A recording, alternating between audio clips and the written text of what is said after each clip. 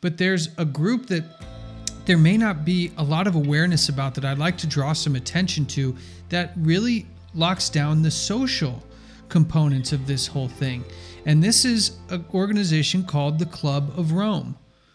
And, you know, there's an interesting thing behind something known as think tanks. You've got them all over the world. And this is one of the oldest and most ingrained and most prestigious. Mackenzie, give us a little insight on the Club of Rome as it relates to some of the stuff that we're talking about here. So the Club of Rome is a very interesting group of people. If we read straight from the website, you can just look this on their website on the About section. It has many former heads of state, prestigious scientists. It's a very big organization. It was started in Rome. That's why it's called the Club of Rome. And basically, they're a think tank for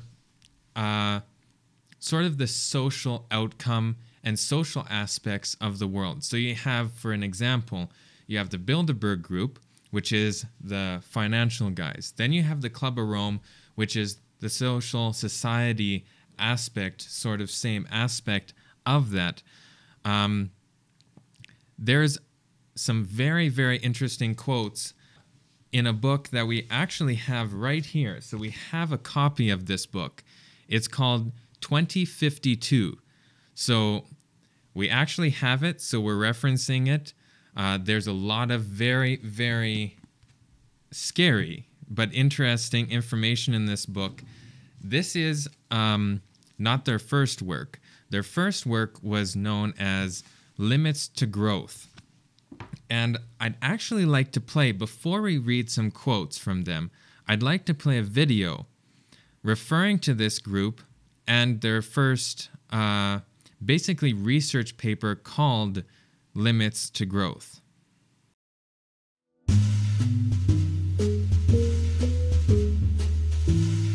Once upon a time, there was a man who invented chess. The king was so pleased, he offered the man a reward.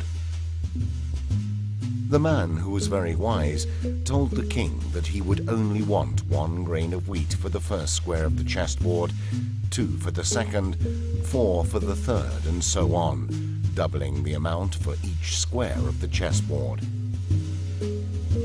The king said yes, and at the end of the game he had to abdicate, because he had no more grains of wheat to pay his debt.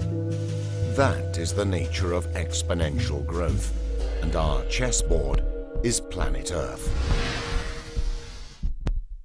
40 years ago, a report by a team of scientists from the MIT shook the world. They designed and ran the first global computer model ever, suggesting humanity should adapt to the physical limitations of planet Earth in order to avoid overshoot and collapse.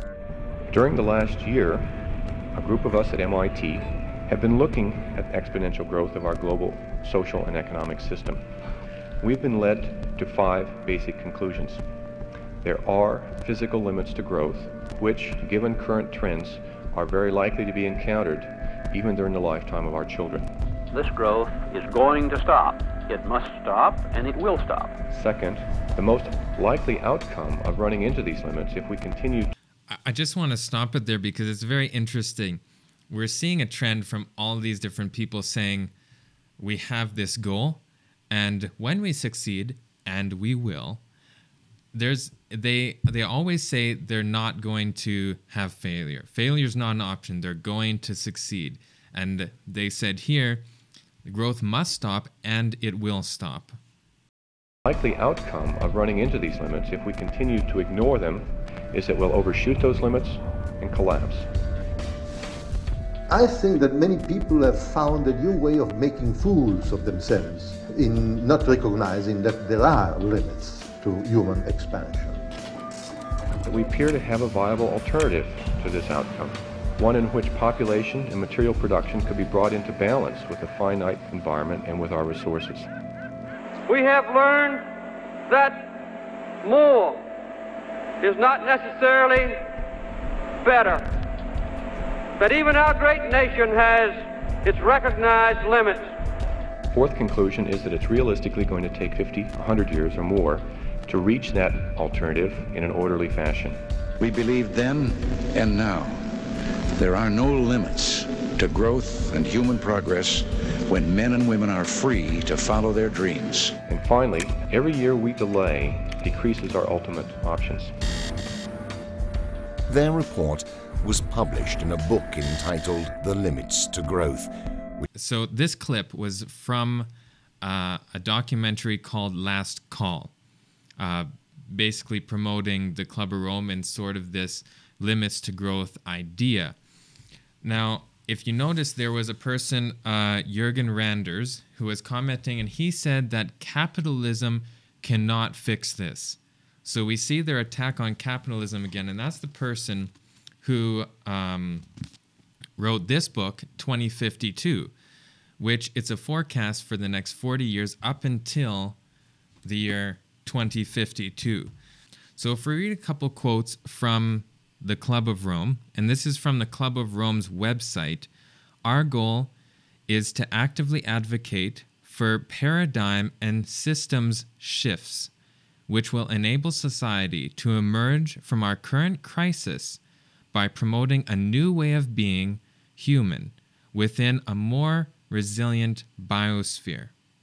Recently, the Club of Rome has prioritized 5 key areas of impact: climate, planetary emergency, reclaiming and reframing economics, rethinking finance, emerging new civilizations, and youth leadership. Now, some of the quotes from this very interesting book, 2052. It will be difficult to correct this market failure, namely to organize a decline in senior executive pay. This will require a collective behavior from a group who is not used to organizing, namely owners. So basically his point here is that executive pay, which is higher than the employees' pay, needs to come back down and be level with everybody else.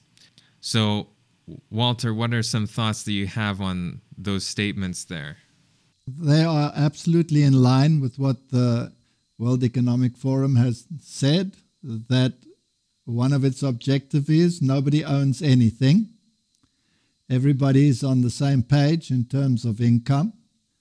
In other words, one universal income for all that eradicates the poverty of the poor and gets rid of the wealth of the rich.